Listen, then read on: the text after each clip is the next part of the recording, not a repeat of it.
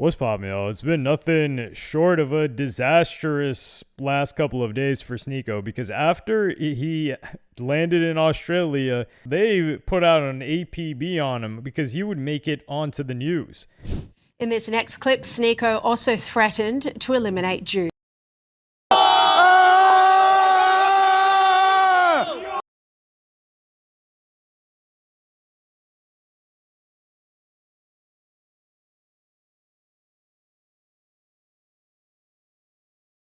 He's saying a well-known anti-Semitic slogan, which is widely recognised as a jihadist chant used as a threat towards Jews. Right now, he's here already in Australia. That's him with Sonny Bill Williams this morning. You might recognise him from his feature on Louis Theroux's recent documentary Manosphere. Now, explain this. How was he given a visa when he's been banned from multiple social media platforms numerous times over the years, repeatedly banned from YouTube, it seems currently banned from Instagram, banned from social media, yet allowed into Australia? These are the kinds of people the Albanese government is letting in Australia, even while they're holding Royal Commission hearings into anti-Semitism. They wouldn't give visas to regular Israelis. So after coming back home, he sent out a couple of tweets saying that he wasn't deported, he wasn't kicked out, but he would finally address on what happened. I'll be straight up. I wasn't deported. That's all a straight up lie. But I was issued a lifetime ban from Australia, and I'll detail why. They gave me a lot of reasons. So it's pretty funny that that's my life. But I didn't even stream there, and I got a lifetime ban. That is true. The media did this whole outrage. I didn't even stream there. I was just existing. I was just chill. I'm just chilling. I just was there existing. I didn't stream. I didn't do anything. I made some vlogs out there. You guys seem to like it, with the Muslim Undertaker, detailing funerals. And then I get banned from Australia. And I'll show you. I'm going to read all of this stuff. There's, you know, they gave me, I don't know if I could show the whole email because they did say certain things. I don't want to get sued or whatever, but it's basically called a character ban. So I didn't commit any crimes. I'm not a criminal. I've never been convicted of a crime, but they gave me a character ban. So my character is not fit for Australia to issue. So they revoked my visa and they said, you can't come back. You cannot come back to Australia. So there you go. Well, I saw a kangaroo and I saw the Opera House, so I'm good. I don't really need to go back. I got to meet Eddie. Shout out to Eddie, the CEO of Kick. That was great.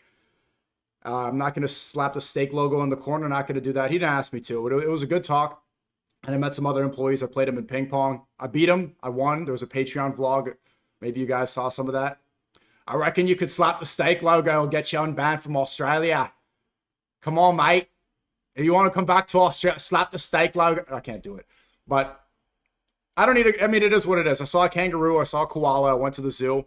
I saw the Opera House, took a photo. So I'm good. Cross it off the bucket list. That is absolutely crazy. I mean, he's one of the first people to make it onto a list like that. And then he even says, I think he's concerned about being sued about an email from the Australian government, but the Australian government gave you a lifetime ban. So, I mean, how are they even going to sue you? They're going to approach you in the US? I don't know. It is good to be safe with that, though. But, like, damn, a lifetime ban? Not even a visa revocation? Like, you would think he was wilding out, but I think it's just from the media attention that this ended up getting. Like I said in a previous video, I went through how the guy that got Sneako banned has just been on a tear getting multiple different people banned, including Candace Owens, but I don't even think she got a character lifetime ban. I think they just didn't want to give her a visa. So that's already a terrible situation that he had to deal with. Well, you guys remember a little bit of a rewind when he was in New York City, the last day he was in New York City before he decided to go on a tour and say, you know what, I've had enough of New York. That was a little attack where he got his tooth knocked out.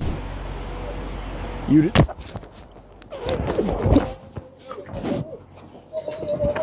What the? Hey bro. Bro, what the f, bro? What the f, bro? What the f? What's the problem, bro? Hey!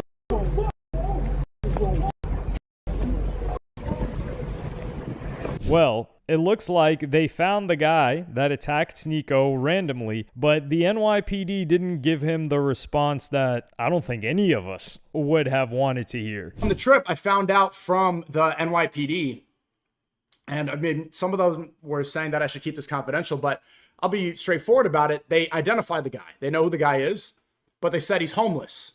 So they are going to arrest him once he commits another crime. Can you believe that? I missed that sound effect. I really missed my soundboard. That was fun. Can you? Next crime, they'll get him. Next time. The next crime he commits, then they're going to arrest him. And I'm of the belief that it was a paid attacker, because if it's a homeless guy, why is he on his phone getting mad about Sneako clips? If he's a homeless guy, how is he charging his phone? Is he scrolling through X? That's what the NYPD is saying. That is crazy. So they already know who the guy is. They know who his identity is. And they confirm that he's homeless, but he has to commit another. This is the weird part, because if he commits another, I think they're basically saying like, hey, you know, if we pull this guy over, which he's not driving, and we see that this happened, then we're going to hit him with the charge for the incident that happened with you. But this guy's not driving. He's not going to get pulled over. And if he does do another crime, it's most likely going to be some theft that he runs away from. And they're just going to tell the same person the next thing. So this guy's just stacking a bunch of charges or whatever the hell else for who knows how long. And they're definitely seeing him out on the street. But I do think it does give a little bit more validity to Sneako's conspiracy theory, which is that people paid him to attack this guy. And there were other people that had seen him a little bit earlier on that stream. But with the homeless thing, I think homeless people are scrolling and getting angry at stuff too. Yeah, they've all got phones now. And when it comes to charging it, they can get chargers. If they can get drugs, the money to get drugs, they'll know how to get the money to get a charger to keep the phone charged. Probably the alternative is the guy probably saw some Sneako clips, was really angry, and saw him and just said, you know what, I'm just going to hit this guy. Or he just hit him randomly. But I do think the random part and him not knowing Sneako is a bit of a stretch, because if that guy was just attacking people all the time, or if he did that to Sneako and he was a random guy, then he would be attacking people all the time, and we would have seen another incident where this happened. Or he would have had an arrest record and Sneako would have been like, yeah, you know, they said that this guy's attacked a ton of people in the past, but we haven't seen that, and we didn't hear that from him at least. But that's not all. Oh, banned from Australia, the guy that attacked him randomly, and I think he got maced too. So that guy punched Sneako, and then Sneako gets up, and then he gets maced to the face. Yeah, I'll be honest, I got maced, bro. I got maced right after, so I got hit. You could see it in the video. I'm just gonna be honest, bro. Everyone was saying that I could manipulate the situation and lie and stuff like that. I got hit a few times, get up, and immediately pulls out mace and then runs away. And I've never been maced before. It was okay. Just washed it out. I'm fine. This was literally 1 hour ago. No, that's not enough. He also finds out that he's on the 10 most wanted list the 10 least wanted list for the UFC. Can you at least just tell me what I did? What did I do? Like, does anyone know? I have no clue why. Some people are saying it's because 3 years ago you were sitting next to Neon and he said something. Neon's not banned. He's not on the list. There's like 8 people. He's not on the list for the stuff about Trump, whatever. They got that resolved. Okay, Dylan Dennis gets in a brawl with John Pork. You can understand why. NYPD had to say something. I think Mom Donnie even tweeted about that. What did I do? Australia gives me do I have a character ban from the UFC? Am I too controversial for the UFC? You guys are, bro, Hamza Chimaev is at the press conference saying, I'm a for this guy, everybody, smash everybody, I take off instead of. Strickland is saying, you're a goat, your mom's a, you're a Chechen in this. But I have a character ban? For what? Just let me know. That's it. That's it. This was initially put out by Dylan Dennis on his IG story, because Dylan Dennis is number 1. And yeah, everybody else looks like they're far removed from Sneako. And Dylan Dennis, yeah, he was in an incident that happened at the UFC. That was a huge deal back then. So it would make sense. But Sneako kind of sticks out like a sore thumb here. And somebody that was boys with Sneako and was with him at an event that was orchestrated by the UFC, which is Power Slap, would speak on this.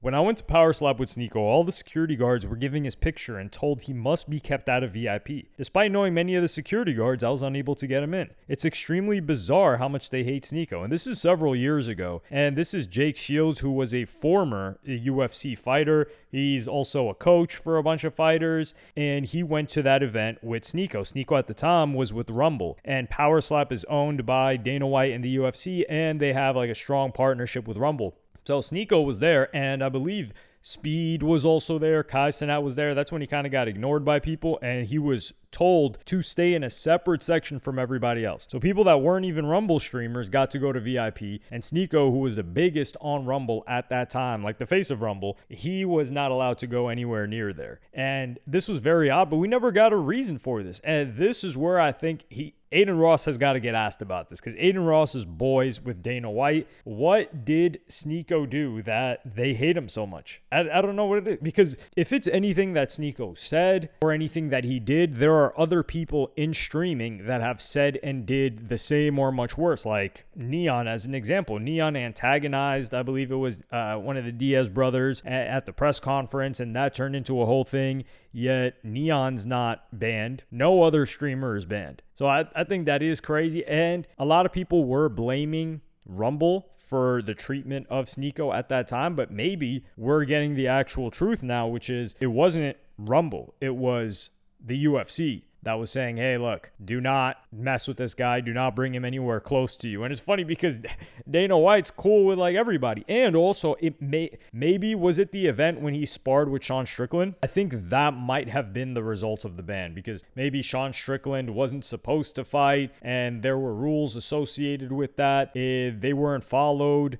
And that clip went so viral because that clip happened at the same time, or in that same stretch of time when the Power Slap event happened. So we're guessing that this happened right then and there, but Sneako would be at a UFC event with Aiden Ross and meet Trump. So this had to come after that. And I think it was, well, the first time that he announced that he was banned was when it was the JDM versus Makhachev fight. And he had bought tickets, and he said, security comes up to me and says, you can't come in. They still have not refunded me. My dad had to take the train in. Poor guy went home. I don't even know why I'm banned. And the JDM versus Makhachev fight, that happened in November of 2025. So something happened in 2025 which led to this. And I think maybe it was his comments on Trump, because there was a point in time when he said like, yo, if Trump comes out on UFC 317, you guys should boo him. So maybe it's that connection, but I really would love to know the reason why, because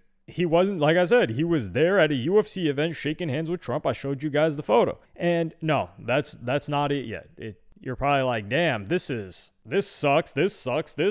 What else could there possibly be? Well, if you guys recall in the previous video, he was making an appeal to Twitch to get unbanned. There you go. Rejected.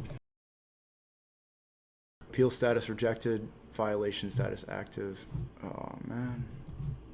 Consequence status active. Violation status active. Appeal rejected. Great. Twitch is gay. Who cares? Yeah, but it'd be nice to collab with Twitch streamers on Kick. That'd be nice. There's a lot of friends that I have over on Twitch, content friends. Extremely hateful conduct. Love speech, by the way. Yeah, it is what it is. Well, on Twitch, you can, bro, whatever.